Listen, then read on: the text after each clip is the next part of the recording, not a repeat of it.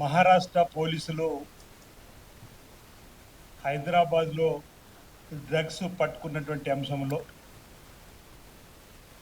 కేటీఆర్ గారు అదేవిధంగా ఆర్ఎస్ ప్రవీణ్ కుమార్ గారు కూడా నోటికి అద్దు అదుపు లేకుండా ఇష్టానుసారంగా మాట్లాడుతున్నటువంటి మాటలు ఈరోజు తీవ్రంగా ఖండిస్తూ ఉన్నాం.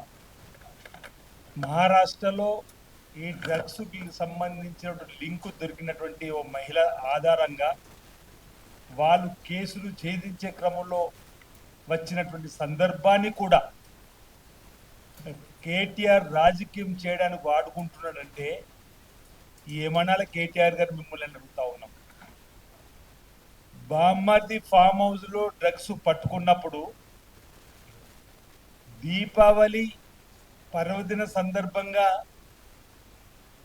ఆ పబ్ కల్చర్ ఏంది, ఆ డ్రగ్స్ కల్చర్ ఏంది అని చెప్పంటే నోరు మెదపని మీరు అన్నాడు. ఈరోజు ఎందుకు ఈ విధంగా తప్పు చేసిన వారిని ఎవరైనా తప్పు అనాలే?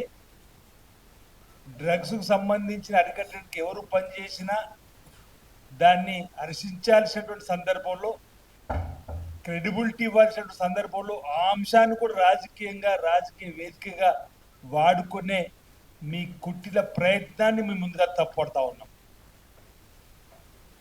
ఈరోజు మాట్లాడితే రేవంత్ రెడ్డి గారి పైన నిందలు, ఈర్ష, ద్వేషాలు, కళ్ళలో నిప్పులు పోసుకొని మాట్లాడేటువంటి మాటలు తప్ప మీ హయాంలో డ్రగ్స్కు సంబంధించినటువంటి పరీక్షలకు అమరవీరుల స్తూపం దగ్గర రావాలి అని సవాల్, వైట్ ఛాలెంజ్ విసిరి ఉస్మానియాకి వెళ్ళి మన రక్త నమూనాలు ఇద్దాం పరీక్షల కంటే ఆనాడు ఆ ఛాలెంజ్కు వెనుకకు వెళ్ళినటువంటి మీరు ఈరోజు మా రేవంత్ రెడ్డి గారి గురించి మాట్లాడమంటున్నారు.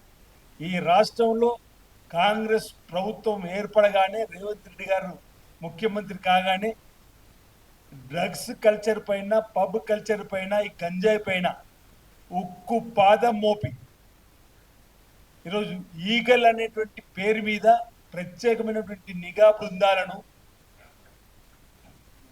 గంజాయి రహిత రాష్ట్రంగా తెలంగాణ మార్చాలని చెప్పిన అసెంబ్లీలో తీర్మానం చేసి ముందుకు పోతున్నటువంటి ఈ ప్రభుత్వం అనేక మందిని ఈ కల్చర్ నుంచి పక్కకు తప్పించేటువంటి ప్రయత్నం చేసినటువంటి ఈ సర్కార్న ఈరోజు మీరు విమర్శించేదన్నమాట. సందర్భంగా ఈరోజు మీరు మాట్లాడేటువంటి మాటలు హాస్యాస్పదంగా ఉన్నాయి తప్ప, మనం గతంలో మన రాష్ట్రానికి సంబంధించినటువంటి పోలీస్ అధికారులు ఇతర రాష్ట్రాల్లోకి వెళ్ళి డ్రగ్స్కు సంబంధించినటువంటి గోవా, ముంబై, ఢిల్లీలో దొంగలు, మోసగాలను పట్టుకోవడంలో రాజస్థాన్, హర్యానా, మధ్యప్రదేశ్ సంబంధించినటువంటి రాష్ట్రాల్లోకి వెళ్ళి అక్కడి నుంచి కూడా ఈ లింకు ఆధారంగా పట్టుకొని వచ్చిన సందర్భంలో ఇక్కడ ముఖ్యమంత్రి రేవంత్ రెడ్డి గారు రాజీనామా చేయాలి, మహారాష్ట్ర పోలీసు వచ్చి పట్టుకున్నారని చెప్పండి.